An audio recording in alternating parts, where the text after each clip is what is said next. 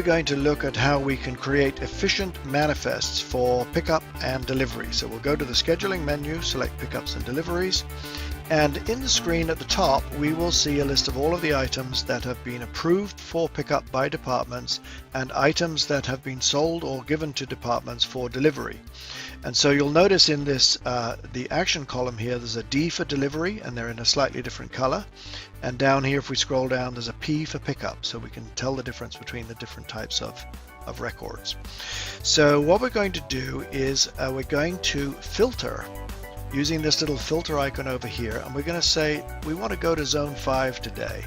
Now a zone is an area of the campus where there are proximal buildings, and you've grouped them together so that if you have pickups and deliveries in that zone, you can filter and get all of the items that need to go to that particular zone. So you're not zigzagging all over the campus, you're going directly to one area and delivering or picking up from that particular area, from buildings in that area.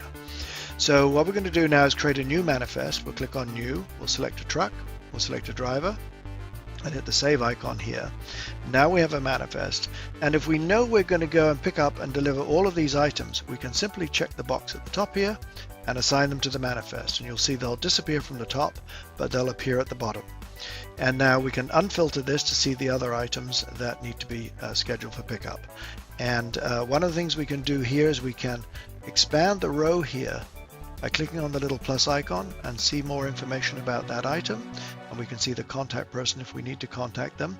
We can also click on this little phone icon here and we can see the contact person, and in this case it's just an example, we've approved it by the same person, but that wouldn't be the case in the real world. And we can then say, let's say we contact them and we agree that we're going to go pick up in the afternoon. We can apply this to all of the other items in that disposal request, and you'll see the little green check marks here. And just for good measure, we'll assign them to this manifest, but we may want to create another manifest for zone 4, for example, but we'll just go ahead and assign them. And you'll see that they'll disappear from the screen at the top, but they'll appear at the bottom. Now, if we do make a mistake, we can delete the item from the bottom here. So we're deleting this one, which is the binder, and then you'll see that it'll appear back at the top, so we can schedule it for another manifest. So finally, we will confirm the manifest, and at this point, when we click OK, the manifest becomes locked. So it's a good idea to do this just before the drivers are departing to go and do their pickups and deliveries. So we'll click OK.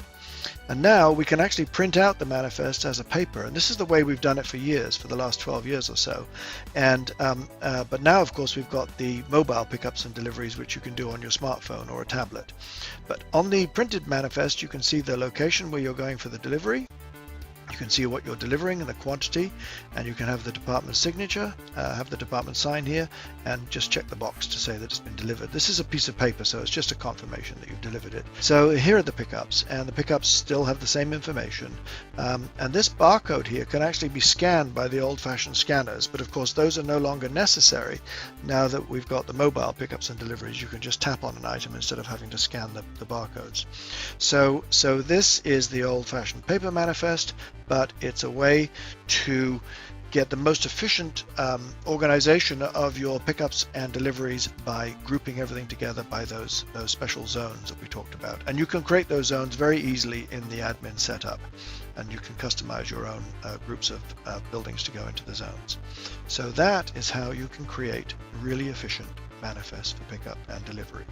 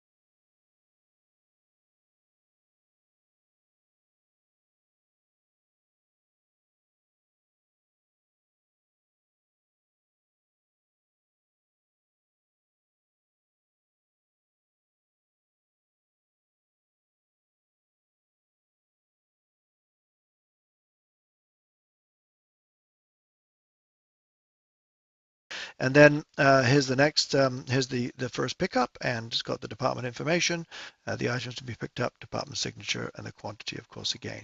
So these I'm sorry, that was a delivery, I beg your pardon.